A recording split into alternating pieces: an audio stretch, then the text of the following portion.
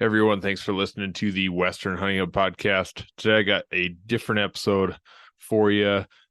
Wanted to give a different style of hunting, something that's done underwater. Spearfishing is gaining some popularity among us lower 48 folks that are not on the ocean. And headed to Hawaii, so I wanted to do a little bit of learning. Hunting is not on the docket or even a possibility for me while I'm down in Maui.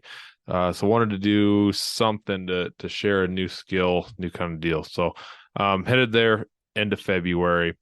Wanted to chat with a gentleman I was introduced to, Bobby Twitchell from South Maui Spearfishing. He is the founder of Maui Spearfishing Academy and is an educator, loves teaching and sharing his sport in a conservation-minded way. They target a lot of invasive species and they're good eating. Some are not so great eating. And then the whole point is really to help people learn how to spearfish or dive. It's not legal in all states. I don't know if it's all or most or what, but I know it's not legal in a good chunk of states.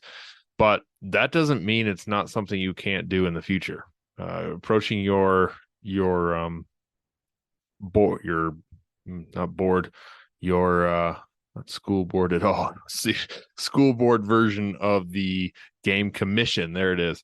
Approach your game commissions and looking for new opportunities like this. They will listen to things if you can find a group, a dive group, that sort of thing. So the states add various things. I know most states are taking things away, which again, go check out howl.org to make sure you're sending your howls to help things out. Looks like Colorado's not looking so hot for that ballot initiative. But anyway, there's you can make things happen. So spearfishing is definitely a hunting underwater game. I wanted to ask him a lot more about what were some of these hunting techniques and it just ended up being more of a intro to spearfishing and what some of these techniques are, included getting down, laying on the bottom, that sort of thing. So I learned a lot. I can always tell when I have a good episode or interview with somebody after I get done interviewing, because I go upstairs just kind of bubbly and happy. And this was one of those. So if that's any indicator that you should give it a listen, then keep listening. In other news, make sure you go check out howl.org as well as check out the Outdoor Call Radio app. And that's a good way to get some more content always. And then if you wouldn't mind, just make sure you give my business a follow, Black Hills Antlers, and Western Hunting Hub a follow. And on Instagram and Facebook. Other than that, thanks for listening. And we're getting close to that holiday season. Hunting seasons are wrapping up. So I'm going to need to do a season wrap-up episode. Got another one next week with Dylan Dawson from Onyx, frequent guest that I've had, and he has been killing some monsters. So we're going to talk elk and mule deer hunting next week with him. So I'm excited about that one. Thanks, everybody. All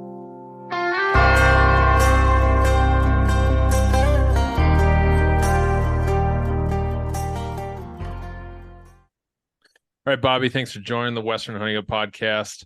Before I have you introduce yourself, in talking spearfishing, I feel like every decade there's a new activity sport that gets popular among the masses of outdoorsmen. And then there's some people that have been doing that thing their entire lives. So, for instance, you've been doing this thing we're going to talk about your entire life, I would presume, or close to, but it's definitely hit some new popularities. Shed hunting was one of those. Foraging was another one of those. Archery, just various things in the hunting world has gained these popularities, and you could probably throw some names out there of who's doing those sorts of things in the influencer world, but who cares? But I feel like spearfishing, even us in here in South Dakota, and in the West, they're starting to see this thing that is super cool and a fun way, another way of enjoying our outdoors and enjoying something that we all enjoy, the resources that we have, the natural resources we have. And I'm excited to talk with you about some of those things that you got going on. And you also have a conservation minded piece as well in what you do, but we can touch on that, but I don't want to get too into the weeds of a total different topic. But yeah, this spearing has gained some popularity for sure in the lower 48. Different topic than what we talk about here on my Western hunting podcast. But I'm headed to Maui here in the 3 months, and I'm pumped. I'm ready to go have some fun in paradise there. So You end up doing a Maui podcast after this when you move here. So yeah. Oh my gosh. I just moved back closer to home. So I gotta be that would be a hard move. Although I can understand why people want to for sure. So I'm very new to spearfishing. I literally got my 2 spear guns on the wall there that they're barely broken in. I wouldn't even say they're broken in. And so I apologize for if you got to dumb things down for us and my audience. Some of us may have some experience, some not, but we're interested. And I think there's a huge connection between you're a hunter, you're an underwater hunter. So what spear fishermen are doing and hunting. So I think this is a great conversation to have and things to learn from. So Bobby, thanks again for coming. If you wouldn't mind, just introduce yourself and what you do. yeah, so thanks for having me. Yeah, I'm Bobby Twitchell. My dad was Bob Twitchell and moved out here. Was a surfer on the West Coast that moved out here in the early '70s to be a big wave surfer, and he was hunting and fishing. You had to back then to even just fit in. Early '70s Maui's a lot different than it is now, and that's what he was outdoors. And we're country people out here for sure. As far as the longtime locals go, surfers and hunting, even archery, spearfishing, it all goes hand in hand. Whether, a lot of other activities, it's all about the land and the water out here in Hawaii. So real Hawaiian style culture. It's not the bongos and the whatever people picture with the island life. It is country people for sure. It's big families, boar hunting, fishing, all of that. And so that's how I was raised. My dad fished and hunted. I've got pictures holding up fish I don't even remember. I was too young. He used to pull lobster nets out, lobsters out of lobster nets that he would lay before I have any memory of this. I've just got the photos. So, deeply ingrained in me. People ask how I got into it. That's what you did. I thought everybody grew up spearfishing. But that's life for people. Turns out that's for the main 48. That's not normal, I guess, for most people, but it was for us. So, there's quite a story of how I got into this, but to save some of that time, I got a degree in education, went off to the mainland in Arizona for a little while and moved back. And I like to teach, and they didn't have spearfishing education. So I did math, but I knew I wanted to be outside. Yeah. So I started Maui Spearfishing Academy about 12 years ago and acquired South Maui Spearfishing a few years later. And I own and operate both, as well as alongside of some other really great spear fishermen. And I've been doing that for, over a decade, full time. That's just what we do. People didn't think it was possible, but there's a lot of people, like you said, it's been growing and growing and growing. So we'll see, when things have gotten weird with the fires in Maui, which I'm sure most people have heard about, we're right there in Lahaina town. But our business is fine. We're still operating. But before all the craziness with COVID and everything, it wouldn't be weird to see 2,000 people in a year doing this activity with us. And coming from something that you couldn't find 15 years ago to being a staple, a normal thing. People see our spearfishing trucks on the side of the road, going out and removing invasive species, hunting game fish. It's just another option of things to do out here now. So pretty excited. Explain Maui's Spearfishing Academy, because my wife and I are actually going to be sitting down here tonight, and we've got our outline. We're headed there to my brother's marrying a Hawaiian, and so we'll be there for one day doing a wedding, and then the rest is just fun stuff. And man, I'm working yet on either charters, which fishing charters are what they are. I've heard a lot of boats got burnt up and things are not looking super good there. But I have mentioned doing a little bit of spearing with my wife, and she's really interested and thought Oh, that yeah. that would be she'd love to do that. She loves to swim, she loves water, and I thought that'd be a fun thing for us to do. So yeah, explain Maui's your Maui Spearfishing Academy and what you're doing with that. Yeah, totally. So basically, the idea, of course, is spearfishing is amazing. People would love to learn how to spearfish. It's a bit of a learning curve, so people aren't going to be great at it right away. The temptation is, well, since they're not good at it, have them kill a bunch of little fish that are easy to shoot. And that's really why I think it was not an activity before, because locals don't want to be taking people out to shoot a bunch of little fish. Well, over time, there's going to be people that are willing to, do that and start hunting small butterfly fish or surgeon fish, whatever kind of fish. And so that was always concerning. I don't want to be that guy. I did a Roy roundup. A Roy is a invasive grouper, and I did my first tournament. Most tournaments are invasive species tournaments.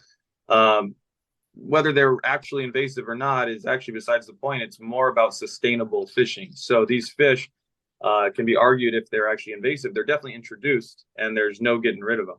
So it provides a really good opportunity for spear fishermen to target a fun fish to catch. We have 3 invasives that are known to be a problem by the locals. 2 of them are good eating. The other one is actually good eating, but there's a stereotype that it has a disease. So the grouper we don't eat. But the other 2 snappers, we eat those. It provides a good thing to go for. Often can be lunch or dinner. Perfectly sustainable. You could do this for hundreds of years, and you'll just notice that those fish are a little more skittish because people are going after them. But you're never going to get rid of them. Yeah. And so we always have something to target. So that's awesome. We've now have a sustainable product that people can attempt to try to catch these fish. Well, I figured, perfect. I did this tournament. I learned how fun it was to actually just target invasives. I'm like, I can do that on my business. And sure, we'll catch a game fish if it comes by, and that happens. But really target invasives. The problem is that these fish are a little harder to catch. And so people aren't going to catch fish every day. And for my hunters, no problem. For my people who don't understand hunting and realize you don't catch every time, that can be concerning. They paid all this money, they expect to catch fish or whatever, the classic person who does not understand hunting. And they're thinking you're paying for the fish instead of paying for the experience. Yeah, their biggest concern, what do they do with all the meat that they have to lug back to the mainland, and dry. Right. This is your first time, I mean, we've done it. We've had people have to buy coolers to take fish meat back, but I mean, that's insane to be able to catch something like that, to watch it happen and have people take home fillets of fish on their first day ever. It took me years to catch even a filletable fish that I didn't have to cook whole off the shore. But I wasn't trained in free dive techniques. And so that's where this whole business is wrapped around free dive techniques, how to hold your breath longer, how to dive down deeper. With these techniques, you're able to perform better and actually catch fish that I couldn't catch growing up because I didn't have any of these techniques. So we actually train our guests in free dive techniques. And the reason we did that was because we wanted to give them something that was amazing enough. This instruction is so cool that before you even get in the water to go for fish, you already feel like the trip was worth it, worth the money, the investment. And so it's so cool that, we get out there and then the rest is just, butter. It's just fun. We go out there and spearfish, use the techniques you you learn these breath holding techniques, these safety routines, you follow these routines. You're doing this together. You can do this with your kids afterwards, as long as, you're a little older, with 13 and up or whatever. But, you can do this with your kids. You watch each other's backs and you get to have fun free diving. Mm-hmm. So we offer these techniques to people to make sure that every day is worth it. And then we use these techniques which help you catch the fish. So it's kind of a dual activity. You are learning how to spearfish, but you're also learning how to free dive. And one thing's guaranteed, which is nice. You can guarantee a great free dive instruction. We can't guarantee fish.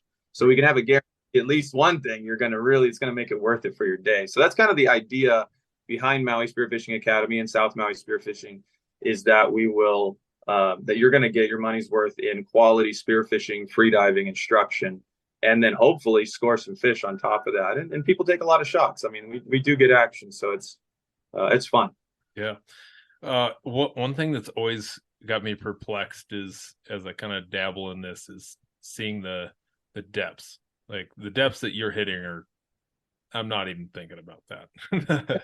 But what are you seeing your green people doing? Like what are they feeling comfortable diving down and being, and not just like, I'm going to see how far I can go, but diving down to see how far they can successfully target a fish?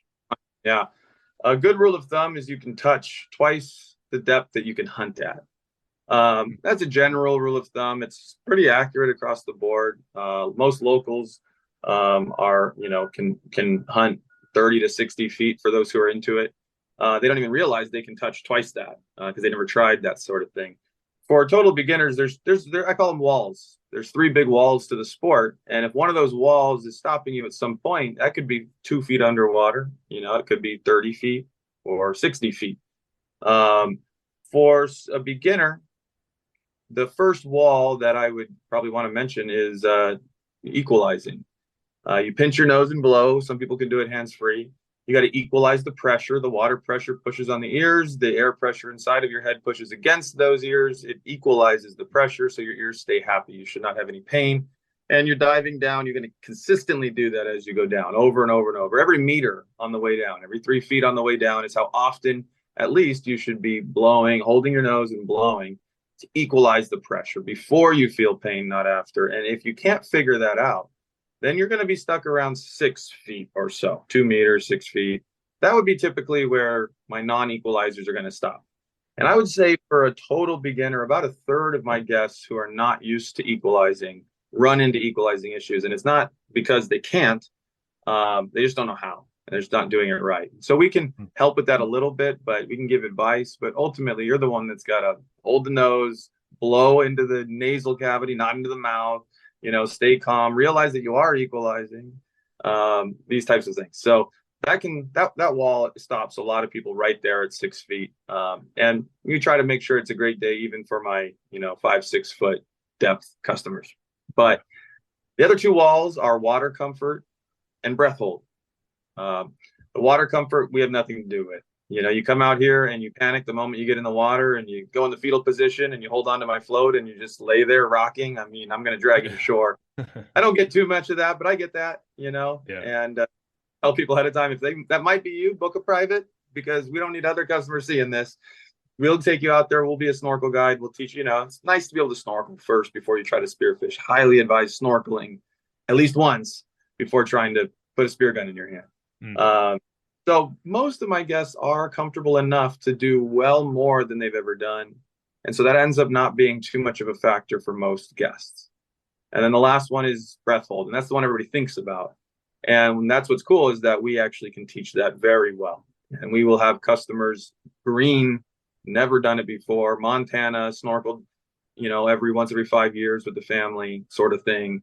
And they will, we'll see them hold their breath 2 minutes a lot, very often, 3 minutes. And this is at the surface. We do baby steps, surface, then in water, just a little bit, pulling down a line. It's called free immersion. And then we actually have them put the gun in their hand and actually try to do it while fishing. So there's some baby steps, which you really want to do first. And on land, we will pretty often even break 3-minute breath holds for complete beginners.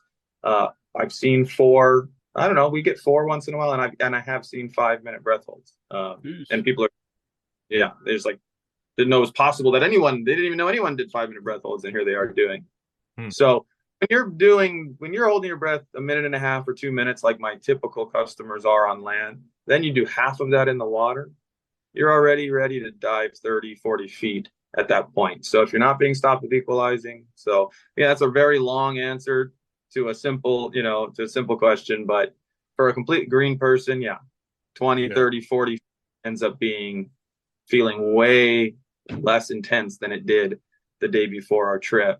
because we're taking baby steps. You're learning about what this bad feeling is. You're learning so much, and then you apply it to the water, and I mean, people are just over the moon. You know, they're like, forget the fish. You know, they Yeah. shoot a fish, and afterwards they realize that forget the fish. You know, they're the ones who really realize that the diving is so much better than the actual catching, even. And maybe until you catch your first big fish, that's really fun too.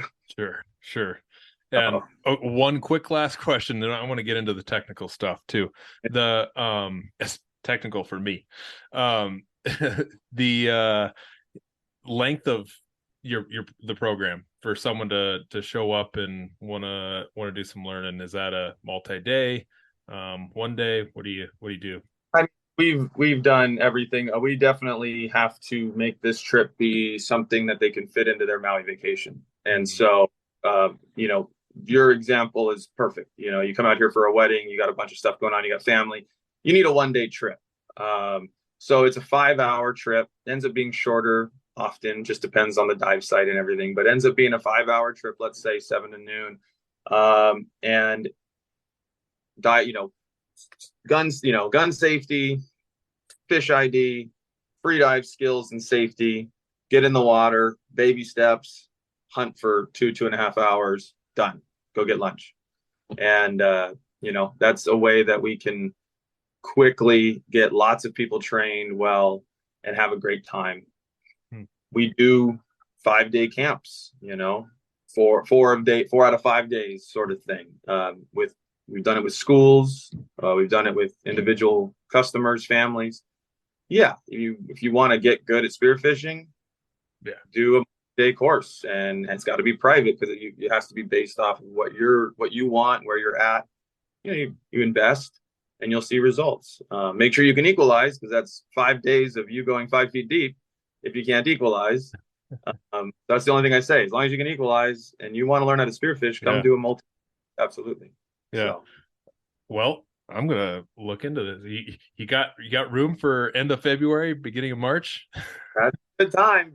Squeak it in before spring break comes, and we've got a lot of room for that fun stuff. That's a good point. We get slammed, and it's like you come in here in the middle of spring break, join a group tour, join a bunch of group tours. I guess you get some repeat instruction, never hurts. But flow, and it's not the middle of like a school break. We get a lot of families, so then we can put together some fun stuff.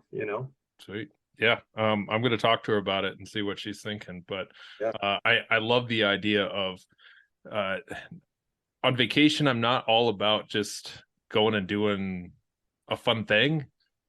If I get to learn something here, learn a skill. I've never really learned a skill on vacation. I feel like I'm just being catered to if I'm doing a charter fishing trip, and I hate that. That's not what I'm into. I don't want to be handed a rod with fish already on it. I don't want to be. It's not what I'm into. I'm an educator myself, and I love learning. I absolutely love learning and the process of that, and I think my wife would enjoy that too. So anyway, enough about me and that sort of thing. So the reason why I wanted to chat with you was also just some of the hunting techniques, and the hunters that are listening to this are probably thinking this is spear fishing in Hawaii, totally different from what we normally talk about. But there's a lot of hunting related techniques and things for what you do. And if we are in that 3 to 6 feet, or if we are at that, let's just keep it in that 20, 30 feet max, because then we can really not talk too much into the diving and the breath holds and all that sort of thing, because that's another level. But first off, the first thing I thought of, I don't know why, maybe it has to do with I don't know if you've heard of like a hex suit. A hex tech, I've heard. I don't know. Hex suit. HECS. It's just like I don't know. I think they made a dive suit as well. Something about I have one for hunting, and it's just a thin layer. It has something to do with minimizing your whatever you're putting off, sort of thing. But anyway, I was thinking camo. Like, is camo and what you're wearing, is that a thing? Is your it's definitely a thing. Everybody uses it, but then again, that's what's out there. You go look it up online. Spearfishing suits are camo. I mean, it's not hurting. I know some buddies who have done solid black suits on purpose in tournaments to just slay, to prove a point. So overall, no, I would not worry about your suit. I mean, I wouldn't be as interested to do a solid yellow or a solid white. I mean, I don't Right. know what's the point in that, but um, your typical suit, whether it's black and blue or black or camo, I'm not seeing any difference personally.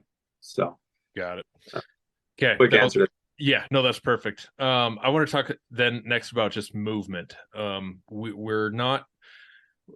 We're swimming. We're not walking on land where we can hide behind a tree. And you might be as natural as hiding behind a tree as I am underwater. But I'm kind of a fish out of water, we'll say, underwater, because there's a lot Right. of movement there, and controlling your body is done differently. So what sorts of things movement wise, and as we are approaching fish, and I realize that this might be like asking about what's the difference between hunting a pig and a turkey. So, but to me, I just think movement. All right, well, Right. with elk, I need to be in front of a tree because they are so like movement oriented, but they can't get the break line.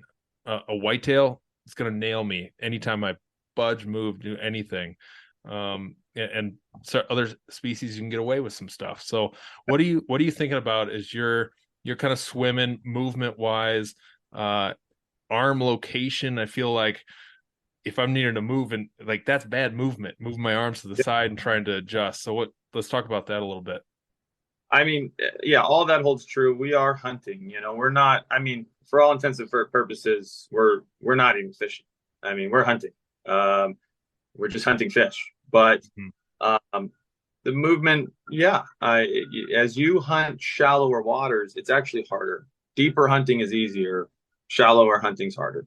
And that's actually why I push for depth with my customers. So talking shallow hunting is to talk a lot more technicalities and little things. In deep water, they don't see people. They just might come up and check you out. In shallow water, they see a lot of people. Odds are, if you're not a very advanced person going to the corners of the, spearfishing, worlds, then you're probably going somewhere that other people have gone the day before. And if that's the case, these fish see people and they are very skittish. The better and more desirable the fish are, the more skittish they are. A good rule of thumb I tell the guest, is if these nice big, fish might be swimming right up to you and they're all colorful or solid black. There's a reason why they're swimming right up to you because they don't get shot. No one's shooting. So no, we don't shoot them. But locals love their parrotfish, for example. They got to be on Maui. They've got to be 14 inches or bigger, and they got to be red. And then there's more complicated stuff about the other parrotfish, but the main ones, that's the rule. And good luck getting within shootable distance to a legal parrotfish on Maui. We can do it as guides, as professionals. I don't even have to worry about customers trying to take those because they can't. It's too difficult. You need 2-minute bottom times typically. You can get really good at some of the little techniques, but depending on the fish you're going for, you're going to need different skill sets. So I would say for the guy who's going out there, guy and girl going out there wanting to, do their Maui vacation and they like to spearfish now and then, I advise just simply focusing. Don't think about fish. Focus on getting down to the bottom, grabbing onto something solid with gloves. Don't go tearing up any coral. Grab onto a solid structure and just lay perfectly flat. Plank your legs down. If you're floating like a cork, you probably need more weight. The shallower you are, the more you float. Don't just weight yourself until you're, a lead weight out there. Like, you be reasonable. Neutrally buoyant at 30 feet is proper. So I'll just say that. But get down to the bottom, hold on, don't move. There's lots of little techniques and ways to trick fish into coming closer, and we can mention some of those. But odds are, if you're throwing some sand up to attract an emperor fish, you might be flailing your legs behind you, in which case, don't do that. It's not worth it. Just lay flat. You're better off. So I don't actually get into a lot of on my courses, I don't get into a lot of the small things because we want to focus on the main things. And the main thing is stay down, stay flat, hold your breath longer. the fish are gonna slowly come up to you as long as you're not moving at the bottom because they are curious. They want to check you out. So that would be my first, advice. Don't move. So that would be what you'd consider like a foundational thing. I'm just thinking of, Yeah. I was a wrestler, so that's where I don't know jack about basketball, football, nothing. But wrestling, it's a double leg takedown or a high crotch, or like you have your standard foundation. Everybody learns how to do that sort of thing. So you would be saying, just diving down, holding on to something, and hold still. That's one of your foundational pieces. Yeah, and in Hawaii we do not. So speaking about hunting techniques, we don't lurk along the bottom like the kelp forests and the West Coast, things like that. We're not actively working the bottom.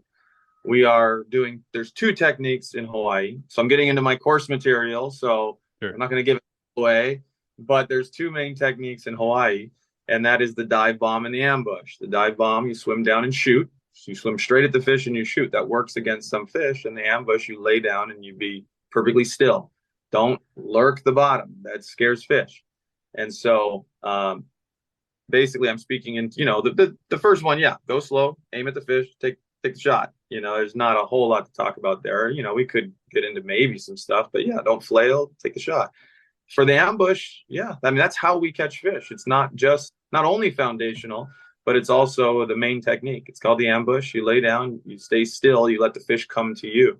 If you're going in a shallower area, odds are you're going to look for a type of fish that you're going for. We have different fish, mempachis and maninis and some smaller food fish. I don't encourage taking lots, but stay respectful and legal. Check the size limits on all these different fish. You might see them first. You drop down 10 feet away from them. And then, like I said, you grab onto something solid and don't move. They'll work their way closer to you, and then you can take the shot. So it is how we catch fish out here is the ambush technique. So no move. Yeah. And not so much like maybe that's a more advanced technique of looking underneath stuff or looking kind of in those. Yeah, not a lot of there are some situations. I mean, a large cave, an arch, sure. There could be some trevally in there. That's talking more remote areas for the most part, but there are some areas that are accessible by, your amateur that you might see an arch ahead of time. And, I know some spots in front of hotels, sure, get near that arch and slowly look into the arch in case there's a big trevally in there. It probably isn't. And then you move on with what I said before, but there are some moments, but for the most part, we don't have the lingcod. We don't have these fish that are just sitting in these holes too much. So it's not as much about, checking holes and again, lurking on the bottom, which I see people do all the time. I get a lot of my customers they spearfish once or twice a year and they do a lot of lurking. And my advice to them is stop, find a spot you like. I'll point it out. You see a lot of fish movement. That's a good spot. Get down to the bottom, grab on, stop moving. So again, foundational, there are some little things that you can add to the arsenal to help. Let's hear it. Let's go. Okay. Yeah. So, when we are down there, we will dust. So you tap the sand or you grab some sand and throw it up, grab a rock, rub it on the bottom. People rub their bands. And then there's a grunting sound, just kind of a simple, sort of thing. Other sorts of nasal sounds that you can make that can mimic lobsters and things like that. So these are some of, probably the main little ways of making noise and making a little bit of a commotion that can bring in some fish. It can bring in the best fish, actually. The gray snapper and the emperor fish are the two main game fish. With that said, most of the guys shooting those are shooting them 80 feet deep, 100 feet deep. But we've shot them much shallower, even as shallow as 15. It is possible. I wouldn't sit out there looking for gray snapper in 15 feet of water. You're basically just swimming at that point. But you always keep your left eye out. Yeah. Yeah. So not deviating too far from this movement conversation is, and I realize as you're diving, being calm is part and lowering that heart rate is a part of the breathing techniques, which I'm still pretending I know what I'm talking about. But there has to be a level of calmness, so you're not frantically swimming anywhere. So from the surface going down, is that movement is just kind of getting there and very calm and smooth, or are you focused on just, I'm going to get there and then chill out? I mean, it is, I would probably lean towards the get there and chill out side of things, but you're definitely not kicking the surface, splashing white water. You're not swimming with your arms, you're not flailing, looking back up towards the surface, trying to figure out your equalizing and then going back down. It is a formal entry technique that's going to, lift one leg, two's okay, one leg or two up in the air, slip underwater. You're going to have to kick a little harder at the beginning because you're buoyant at the beginning. Your lungs are bigger, so you're more buoyant at the beginning. So you're going to kick a little harder, and then you're going to release those kicks as you get lower, a little softer as you get deeper, and glide into your spot. So you might see the spot. I will usually see the rock I'm going to hold on to from the surface. Get a nice, calm, demeanor, big peak inhalation, get a little free dive stuff going on, proper dive entry. You're going to drop down away and you're going to glide into that rock so that you're flat when you reach there. If you go straight down and grab that rock you're looking at, now you're in a handstand position. How are you going to get into that planking position where you're hidden? So you got to glide down in there, grab on, stay in that flat along the bottom. And yeah, in the shallower water, I do advise having a coral head in front of you that you can kind of peek your head around and your body can be laid flat behind. And then you kind of have the gun kind of resting, not up in the air, floating around, just resting at the bottom. The little details are massive. Probably, I mean, you can imagine turkey hunting, whitetail. One little, oops, stepped on a stick, did a little twitch, sneeze. I mean, you're done, Thankfully with spearfishing, not everything in the whole area is gone, but I mean, you're doing that kind of stuff and it's like anything like that. And yeah, the fish you're hoping for is probably gone, Try again next time, a little bit down the way. So yeah, every little movement for sure from the top down, you want to be thinking about. You try to maximize. But with that said, you're buoyant at the surface. You're sitting there focusing on calmness, and I watch my guys just take forever to hit the bottom. It's just like, just down there, you'll be all right. Grab and get still. Yeah. So from billion-dollar ad budgets and arena naming rights to tens of thousands of retail locations, Big Wireless providers spend big to appear like they're your only option. How do they afford it all? That big bill you get at the end of every month. Mint Mobile had a different idea. Instead of brick and mortar overhead, Mint Mobile is online only. What does that mean for you? A whole lot of savings, because wireless plans from Mint Mobile start at just $15 a month. That's unlimited talk, text, and data for just $15 a month. You'll save enough that you can get a brand new rod and reel for the upcoming season. For anyone who just hates their phone bill, Mint Mobile offers premium wireless for just $15 a month. All plans come with unlimited talk, text, and high-speed data delivered on the nation's largest 5G network. You can use your own phone with any Mint Mobile plan, and you can even keep your same phone number along with all of your existing contacts. By going online only and eliminating traditional costs of retail, Mint Mobile passes significant savings on to you. Switch to Mint Mobile and get premium wireless service starting at just $15 a month. To get your new wireless plan for just $15 a month and get the plan shipped to your door for free, go to mintmobile.com/waypoint. That's mintmobile.com/waypoint. Cut your wireless bill to $15 a month at mintmobile.com/waypoint. Where are my arms with all this process? Where's my gun? Getting down there, where do I want to do that so that I'm not looking like this giant predatory fish of some sort.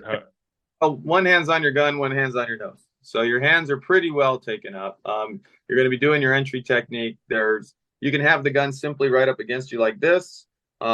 Usually you do kind of a side thing where you're going to pull the gun down here. You want the tip past your head, but the gun might run along the face and up to here. So you can, you know where that tip is at all the time, of course. Yeah. Way that arm is tucked in, gun here or down, pointed up. The other hand is here, Yeah, no elbow out for sure. I tell people that a lot. Bring that elbow in when you're equalizing. Streamline. That's less about the hunting, although sure, yeah. I mean, you don't want to be flailing. More about the dynamics of it. If your arm is out, it's like a parachute. You're trying to dive smoothly. You want to be streamlined. So you're streamlined. Your legs are your whole power, bringing you down to the bottom. So once you reach the bottom, you don't have to equalize anymore. You're at the bottom. You don't have to equalize going up. Your hand's now free at that point. You're going to use your hand to stabilize yourself at the bottom. The more shallow you are, the more buoyant you are, like I said. And that's a big factor for my shallow spear fishermen. They hate being so buoyant. It's so tiring to hold. You're planking your whole bottom. Your whole body is planked, feet all the way up, and it's based on just your hand holding the bottom. So you can imagine how much planking kind of has to happen if you're really buoyant. That can be difficult because if you're trying to hunt in 10 feet of water, I mean, your other option is to load yourself up with weights, but that would go against any proper safety advice for freediving. Yeah. Some people who know they're going to stick at 10 feet, 5 to 10 feet, are going to load up more often. I'm not saying you should, but people do. But then next thing you know, you're going 30 feet and you've got all this weight on you. Now you're struggling to get back up. There's some serious safety concerns with freediving, which we haven't even touched on. But you don't want to be, so you want to be, there's a lot of factors taken into consideration, but shallow, hold on to the bottom tight. You got to kind of plan this in advance. People are usually, when I ask them, how deep do you plan on going on this dive? What do you plan on targeting? It's usually just, I don't know, I'm looking for good fish. I don't know what else to say. And it's like, all right, well, you don't know how to prepare properly for the targets that you're going for. So I do advise knowing your targets ahead of time, period. This is what I'm going out there looking for, these 3 fish, these 5 types of fish. Yeah. That's big. Okay. Good to know. I already notice the buoyancy issues in freshwater. And I mean, I can only imagine you have to wait up there, even with your newbies. Are everybody throwing on a little weight? Yeah, as long as they don't tell me they're beginner snorkeler, they're getting weight. Yeah, I give people 4 pounds. I give them an upper body wetsuit, which is not enough to stay warm. It's enough to, be fine for the day. If you were going to do this many days, I advise a full body suit. But I give people an upper body wetsuit that's like a t-shirt style, 3 millimeters, and I give them 4 pounds. And then I adjust from there based on the body type. For my really small customers, real skinny, 2 pounds. And then for large guys, I almost never go more than 8 pounds. Extra large, maybe 10 or 12, but that's rare. And not that they shouldn't have that much. I'm just not comfortable giving 12 pounds onto customers. But that's just a lot of extra weight to lug around. But don't get me wrong, when I take a regular spear fishermen who bring their own gear, they always come out with twice as much weight as they should. So a guy will show up with 14 pounds of weight on their belt and a 3 millimeter full suit, and they weigh 220 or something. They should probably have 6 pounds, maybe 8, but they'll show 14. And so I advise getting used to lighter weighting. Of course, I take that guy's weight off, and then he's uncomfortable because he's used to 14. So it is a step back to take 2 steps forward. This thing happens all the time with my amateur spear fishermen who join me. Yeah. And with all your customers, you're using actual spear guns, I'm assuming, any poles? Probably the main reason. We don't really use pole spears. On occasion, we'll show people because I don't know, one reason or another. We mostly use them to get taco, and we let the taco go. Octopus, we call them taco. But you can get that just as easily with a spear gun. I mean, there's very little reason to use a pole spear. The best reason is because you can get a breakdown pole spear that fits easily into a suitcase. That's probably the best argument for one. And then, the other best argument is that it's fun. If you like using the hand spear, spearfishing in Hawaii is hard enough. To add, a pole spear into the mix is to make your life 10 times harder, literally. So if you enjoy it, then that's what you should do. But if your goal is to try to get some fish, you should use a spear gun. Our fish tend to not get close. Anything you'd want to shoot tends to stay away. The spear gun gives you the range 5 times that of a hand spear. So you just need the range. So 100 centimeter, we use centimeters out here for our spear gun length, so you can do the math, but 100 centimeter to 110 centimeter reef is the right length. Double band spear guns. We do too here. As the company I buy a Mako spear gun, and I think I have a 70 centimeter one, but our visibility is not anywhere near. I have a very beautiful lake nearby. My skinny butt freezes to death in that thing because it's a mountain lake with lake trout in it, but it might get 65 degrees, in the heat of summer. But that's pretty clear. That's about as clear as we're going to get, but we don't have that range because you can't see that far. So why would you need to shoot that far? No, that's right. Yeah, you need 100 to 110 centimeter out here, but that's actually considered really long in most places. Interesting. Tell me some more, like we were talking, I don't even know what questions exactly for hunting techniques. I feel like, ready to go. But yeah, I want to hear more. Give me some more techniques on what we can be doing at the surface or going down or hiding at the bottom. Yeah. I'll give you a rundown of kind of a hypothetical day. Oh, please. Yeah, perfect. And I would say, again, it starts with knowing what your plan is. So, like you mentioned, all right, we're not going to be passing 30 realistically. We're going to stick to 20 to 30. By the way, with my customers who say that, my response to them for my customer is to say, all right, well, let's teach you some techniques.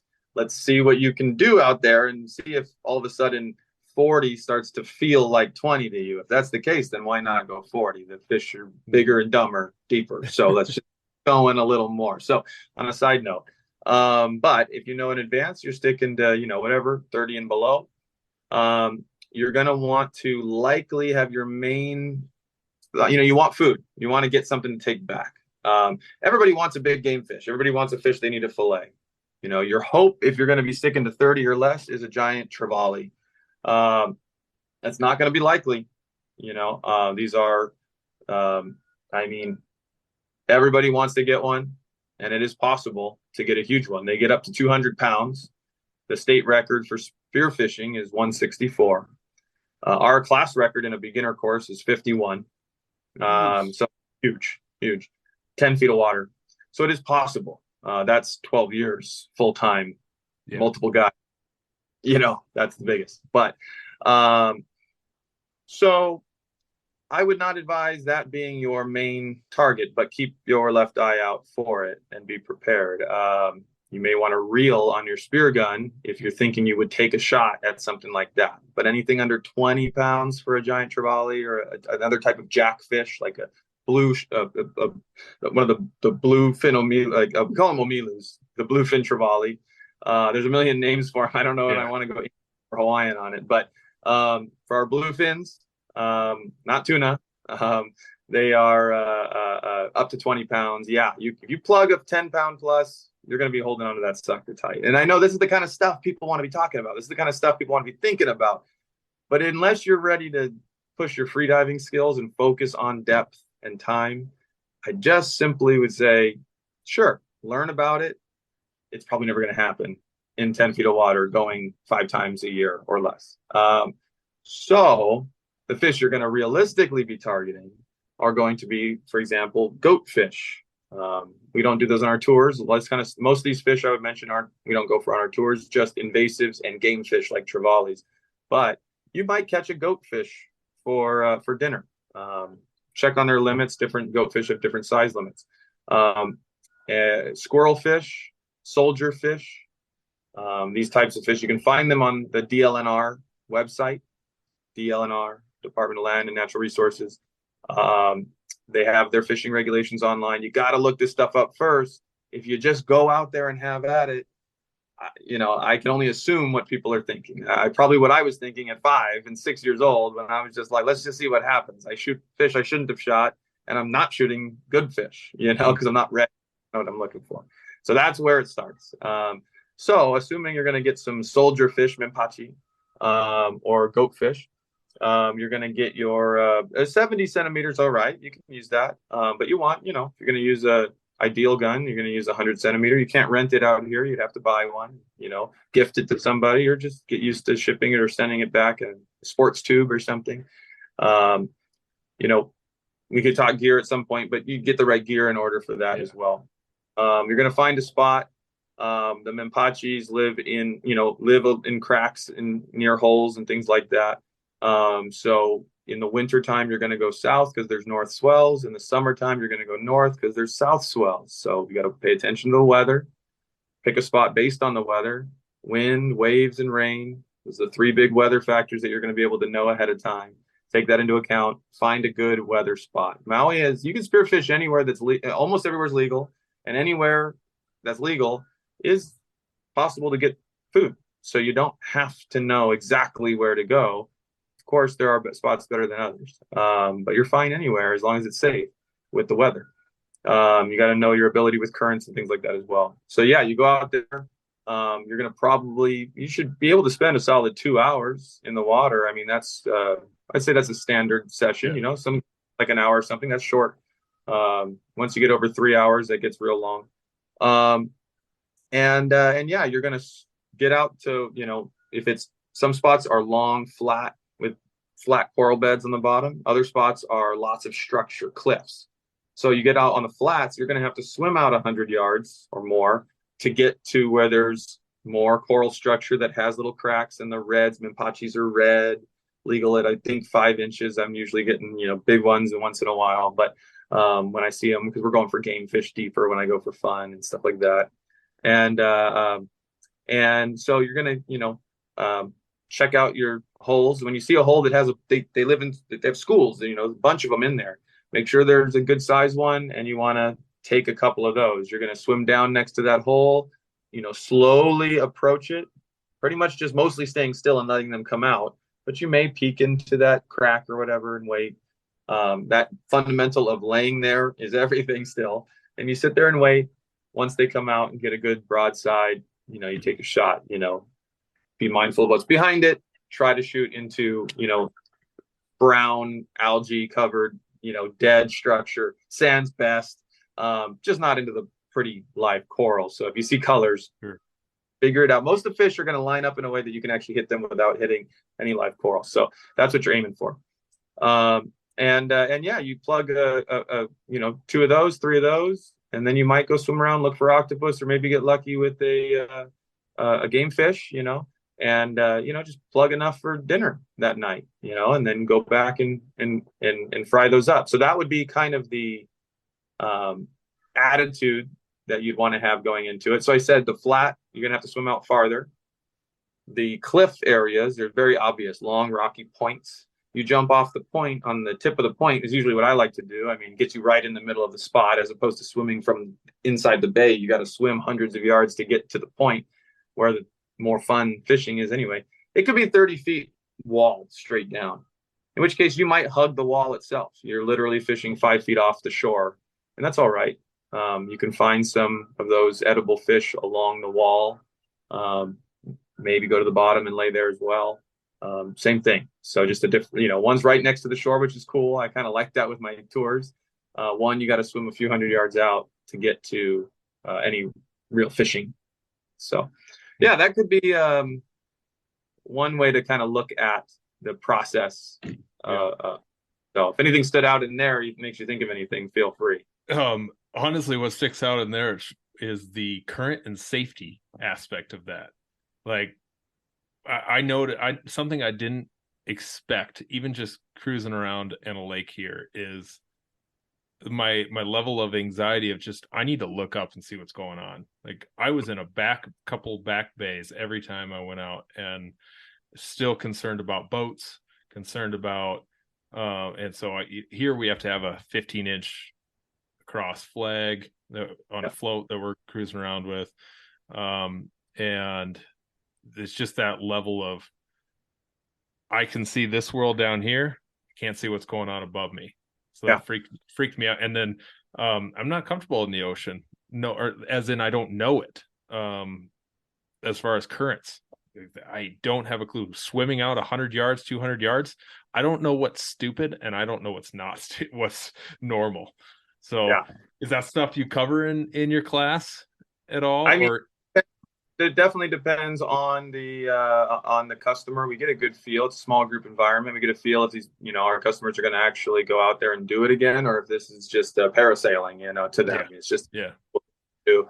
So we can cover a lot of that stuff. I mean, when it comes to currents, you don't really know. I mean, of course, you can look at the tides.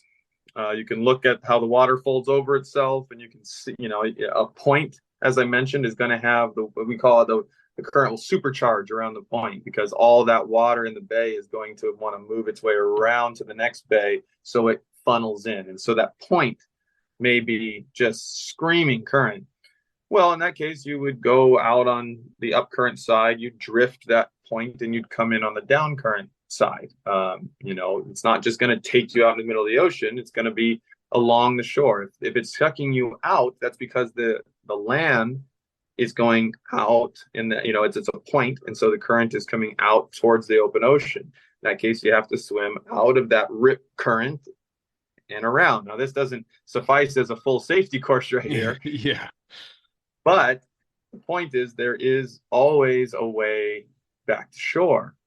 If you're not confident, like to the point of being sure that you know how to get back to shore in the case of a rip current near a bay or whatever, then no. I mean, you just can't go swimming out there without being confident. So, thankfully, really, there isn't any glaring, like, oh yeah, spearfishermen, this is the, Bermuda Triangle of Maui, where spearfishermen just go missing when they go there. Like, there aren't really spots like that. We don't have our down currents I hear about in these other places. Our tide change is 3 feet max, highest to lowest. So it's manageable. But you do have to understand how currents, the basics of how currents work. So for sure, I mean, if you're caught in a rip, you swim around. If I have to explain this to you here, then you're not ready. Yeah, right. Right. But to go, alone, you're never supposed to spearfish alone. But you spearfish, with a buddy, on your own without a professional. I mean, and you have to understand that the currents realistically on a flat, long, slow sloping area like Kaanapali, a very popular tourist destination. The currents can rip side by side. So we'll go out. The current will just take us along the shoreline for over a mile sometimes on a heavy day. And then we'll come in somewhere else and walk back. And we'll just do a huge loop and cover that whole area. So use the current to our advantage. We covered a lot more distance, got to see more stuff, and didn't have to swim it. We just floated our way through there. Yeah. And so that kind of stuff, I mean, again, it probably would take some getting used to going out there and keeping it shallow. You're probably not going to go swim 200 yards out your very first time in Hawaii, but nevertheless, feel it out as you get further out. You'll feel some current. Okay, let's hang here for a while. All right, I can swim in. Oh, I got in easily. All right, let me go back out there. That wasn't such a big deal. Okay, you can feel it out and just be smart about that. Yeah, and that's kind of what I was figuring of doing, is like I wasn't even gonna bring my gun and just go with a guide, go with a with your crew or something, and have a day of doing that. And just because it's like I don't feel like I am not ready for any sort of thing. That's a whole new world of stuff there. Like I understand the guys that are going into the mountains that are not prepared. I understand what it means to be prepared for that kind of stuff, and what a South Dakota winter is like, and what I need to have on me. I hiked a couple 100 yards from my pickup the other day, archery deer hunting, and it was 12 degrees. I'm not leaving without my little pack, my little safety pack that's got this and that in it to start a fire, do this, that. Like, I know what my boundaries are. So same the other way around. I wouldn't mess around with cold. I was born and raised in 70-degree weather. Yeah. Yeah. And so it's a same thing, different world, of knowing what our boundaries are, for sure. And I didn't mean for this podcast to turn into Clint's adventure to Maui like everybody else's trip. I wanted to talk the hunting style, but I guess that's where we went, is the kind of just what to expect. I mean, it's pretty attractive. People you can't help but think what you're going to do out here, because, especially you're coming, and a lot of the listeners are going to be here. I mean, one of the most popular destination places in the world. When I went to college, everybody was like, "Oh yeah, I like this jump. I like this cliff. I like blah blah blah." I'm like, you're talking about my hometown. Like, I've never even heard about your hometown. People are coming here, and I think it's really practical. And I would say, if you are going to come out here and spearfish, never spearfish alone. I mean, people do it. It's just that is always the safety mantra. If you hold your breath too long, you black out. If you black out and nobody's watching you, you're dead. So with that said, you're out there. If you go out not far offshore, you're not going to die of cold. You're not going to get eaten by a shark. Realistically, I mean, people get struck by lightning, I guess, but stay out of murky water. If you can't see anything, Hawaii is supposed to be decent clarity. Let's just say 30 feet of visibility. Let's call it that. If you can see 30 feet, okay, stay out of the murk. Sharks do live here, and when you can't see them, that's when they might come in and check you out. It's extremely unlikely, but again, stay out of murky water. It's just simple as that. And you are all right. Of course, I advise using a guide, and I advise us, we're the best guides, but play around with it and stay legal. That's easy to figure out on the websites. And yeah, you are good. You are okay. Unlike the cold. I mean, a beginner can test the waters and not, die of hypothermia right outside of their cabin or something. It's not gonna happen out here. So. Yeah. So, totally different question. Your day off, you're not working and you're going spearfishing. What's a typical spearfish day for you look like? Thankfully, very different than my tours. People, making your hobby and your lifestyle, your job, can have its, downsides. And thankfully, I can still enjoy hunting on my own and not feel like it's routine. For me, there is some YouTube videos and stuff of GoPro on my head from many years back. I got tired of doing the GoPro stuff. I might do it again, but I haven't done it in a long time. And so you can see some of it actually. Whatever, I can mention those at some point. But we're gonna go offshore in a more remote area almost always. I will admit, because of my tours, I rarely spearfish in normal areas. That is a little more routine for me, and I don't do it on my off days. But I wait for the weather. When the weather's looking really nice for my spots up north where people don't go and shouldn't go because of localism, heavy waves, heavy currents, you name it, steep cliffs. We'll hike down those cliffs, get out there. Don't usually look for fish until I get at least 60, 70, 80 feet deep of water depth. So I'm swimming out a little ways. It doesn't take long in those areas to get deep though. 5-10 minute swim, and I'm deeper than anyone wants to spearfish. And we're going for the gray snapper, probably first and foremost. Uku, UKU is what we call it out here. And I have me and a buddy, sometimes two buddies. We'll do even 4 or 5 people, but that's rare. Usually 2 of us get out to let's say 100 feet of water, and then we'll take turns diving down. Formal free dive safety is in place, so you lay there at the surface, you get totally calm, relaxed, big peak inhalation, fill those lungs up and smooth dive down. I'm not looking for fish for the most part. Sure, we look for them at the surface. We might chum some. Without a boat, I don't. I like to go from shore. I like to actually get more than I spent for the day. It's kind of hard to do when you have a boat. It's a lot of money that goes into boats. Yeah. Spearfish actually make more in fish meat than you costed you to go do it, especially if you go from shore. So we go from shore out there, and so you bring in a lot of chum and bringing in sharks more often that way when you've got a long way to swim to shore without a boat. I'm not huge on it, but we'll chum on a nice day. Hit the bottom, don't move, wait for the gray snapper to come in. Like I said, dusting the bottom works really nice for that fish. I'm usually looking for at least about a 4-pounder. A pound is legal.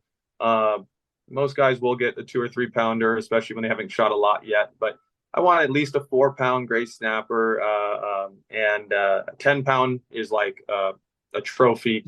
Most people would love to shoot that. 20-pound is the kind of the big, I made it, sort of feel like I got one. Yeah. A 20-pound gray snapper is, like my fish print up here in the corner. You get that thing printed. Put on a wall, you can still eat it. It is amazing eating. I was very fortunate to get a 29-pounder, but never quite broke the 30 mark yet. And so I've gotten a dozen or so over that 20 mark, which is very fortunate. More lucky than skill at that point. You just got to see what comes up. I've seen tunas. I've shot a lot of ono or wahoo. They're pelagic fish, open ocean fish that will actually come in. Because we're further out, you'll have those bigger pelagic fish. So, 30, 40, 50-pound wahoo, ono, shoot those once in a while. It's amazing. Drag that to shore. That's a party, Yeah. We're kind of going big or going home. And then on the way in, if we don't get anything, which happens, we just don't get anything, no shots, no nothing. I might grab a little squirrel fish or something if I'm in the mood to pan fry something up. And then we do have lobsters. So lobster season, September all the way around to April. So on the way in, whether we get stuff or not, I'm always checking a few holes, at least of my favorite holes. And you can grab the lobsters with your hands out here. You can't shoot them, and they got to be male.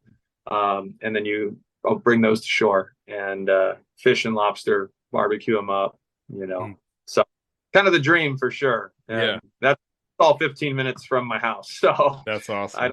I don't rarely go more than that. So yeah.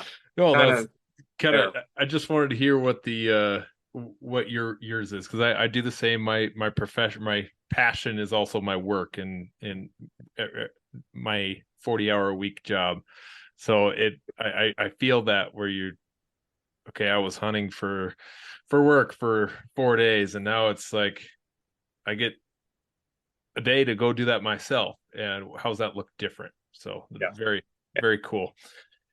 Yeah, the free diving, I can't stress it enough. I've hinted at it over this whole time, and I would challenge anyone who is kind of wanting to skip over that. They're like, it seems too intense or whatever. Yeah, it's not. If you just do what you feel comfortable doing, learn the proper free diving. I mean, it is so fun, and that's actually what keeps me addicted to the deep stuff.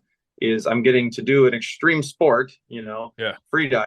It is an extreme sport for sure, but it's kind of like it's different. It's calming. It's not adrenaline filled. It's so this calming extreme sport of pushing my body, pushing the depths, pushing the time, and that might be 20 feet. Eventually, it might be 30 or 40 or more. But I get to it's like getting a barrel on a wave. It's exciting when you're 100 feet down and waiting for fish, and so I get that sort of like wonder and that I go home like I had a great day. I didn't take a shot, and. So that's what keeps me going with the deep stuff for sure. Is there layers that you're kind of swimming through, or is it just like same clarity as you go? It's in Hawaii, it tends to be the same.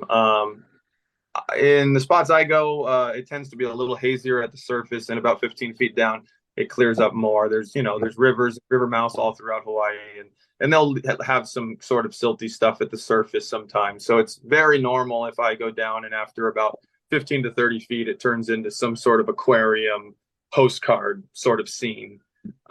It's pretty ridiculous down there. I'm not going to lie. I mean, it's great enough in the 10 to 30 feet. I mean, people come from across the world to come see that. And it's twice as good at 100. You know, so yeah, it's pretty unreal. You got fish that people on the inshore would shoot. They're just all around you, and you're sitting there passing all that up, waiting for the, you know, the big boy. We might only do 5 to 10 drops in a day if we're going for 100 plus. Yeah. As it's taxing on the body. So you're not going to typically go down and shoot a smaller food fish, as we call, you know, like a little pan fryer. If you're going to go 100 feet down, you get your shaft stuck down there shooting, you know, in a hole, shooting a smaller fish.